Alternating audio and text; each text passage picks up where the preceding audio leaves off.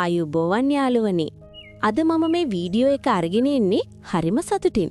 මොකද අද මම ඔයාලට කියලා දෙන්න යන මේ අද්භේත නිසා මගේ දණහිස් සමාරුවට පුදුම සහනයක් ලැබුණා. අද කාලේ දණහිස් සමාරුව කියන්නේ වයස් ભેදයක් නැතු හැමෝටම තියෙන ප්‍රශ්නයක්. සමහරුන්ට ඇවිදින්න බෑ, සමහරුන්ට බිම වාඩි වෙන්න බෑ, තවත් සමහරුන්ට පඩිපෙලක් නගින්න බෑ. ගොඩක් අය මේ අමාරුව නිසා පීඩා විඳවනවා. ඔයාලා හැමෝටම මම අද කියන මේ ගන්සූරියාත් බේත ලොකු ආශිර්වාදයක් වේවි. මේ වීඩියෝ එක ඉවර වෙනකම් බලන්න.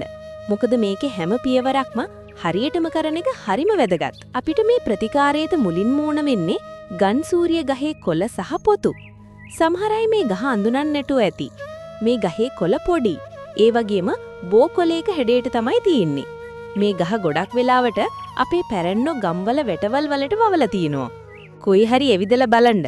මේ ගහ සොයා ගැනීම එච්චර අමාරු නැහැ. ඊළඟට ඕන වෙන්නේ මීතෙල්. මීතෙල් කියන්නේ දේශීය වෙදකමේදී වාත රෝගවලට තියෙන හොඳම තෙල් වර්ගයක්. ඕනෑම ආයුර්වේද බෙහෙත් කඩේකින් ඔයාලට මීතෙල් ගන්න පුළුවන්. මම ගත්තේ රුපියල් 800ක් වගේ මුදලකට. ඒක ප්‍රමාණය හොඳටම ඇති. පියවර 1. ප්‍රතිකාරය පටන් ගන්න කලින් අපි දණහිස සූදානම් කරගන්න ඕනේ. මුලින්ම දණහිස සහ දණහිසින් පහළ කොටස හොඳින් උණු වතුරෙන් තවන්න. එතකොට ඒ අවට රුධිර ගමනාගමනය වැඩි වෙලා ඖෂධ උරා ගන්න පහසු වෙනවා. දැන් දණහිසට පාවිච්චි කරන ආයුර්වේද තෙල් වර්ගයක් ගන්න. මම පාවිච්චි කරේ දණහිස් අබාධවලට මට ලැබුණු තෙලමයි. තෙල් ගාද්දි වලලු කරේ ඉඳලා දණහිස දෙසට. ඒ කියන්නේ පහළ සිට ඉහළට තමයි අත ගෙනියන්න ඕනේ. මේක හරියටම කරන්න. පියවර 2. දැන් අපි පත්තුව හදමු. ගන්සූරිය කොළ සහ පොතු ටික පිරිසිදු කරලා වංගෙඩියක දාලා කොටන්න. ඔයාලට පහසු නම් ග්‍රයින්ඩර් එකක් පාවිච්චි කළත් කමක් නැහැ. දැන් මේ ඇඹරුණු මිශ්‍රණයට මීතෙල් ටිකක් එකතු කරන්න. ඊට පස්සේ භාජනයකට දාලා මන්ද ගින්දරේ ලිපේ තියලා මලවා ගන්න. ඒ කියන්නේ පත්තුව යන්තම් රත් කරගන්න එක. පියවර 3. පත්තුව බැඳීම. දැන් අපේ පත්තුව ලෑස්ති. මේක බඳින්න අපිට ඕන වෙනවා කෙසෙල් කොලයක්. කෙසෙල් කොලයත් ලිපෙන් යන්තම් රත් කරලා පදම් කරගන්න. දැන් අර රත් කරගත්තු පත්තුව කෙසෙල් කොලයට තියලා දණහිසේ හොඳින් තියලා බඳින්න.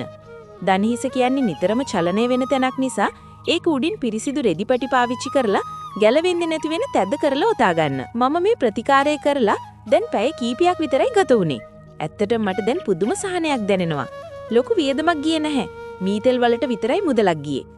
මේ ලෝකේ දහස් ගණනේ මිනිස්සු දණහිස් සමාරුවෙන් දුක් විඳිනවා. සමහර අයට සැත්කාම් කරන්න කියනවා. ඒත් මේ වගේ ස්වභාවික ප්‍රතිකාර වලින් පුදුම ගුණයක් ලැබෙනවා. මගේ මේ අත්දැකීමෙන් එක මිනිස්සෙක් හරි සුවයක් ලබනවා නම් ඒක මට ලොකු සතුටක්. ඔයාලත් මේක කරලා බලන්න. කරලා බලලා ඔයාලට දැනෙන සුවය ගැන පල්ලෙහින් කමෙන්ට් එකක් දාන්න අමතක කරන්න එපා. තවත් මේ වගේ පීඩා විඳින කෙනෙකුට උදව්වක් වෙන්න මේ වීඩියෝ එක ෂෙයා කරන්න. හැමෝටම නිරෝගී සුවය ප්‍රාර්ථනා කරනවා. ආයුබෝවන්.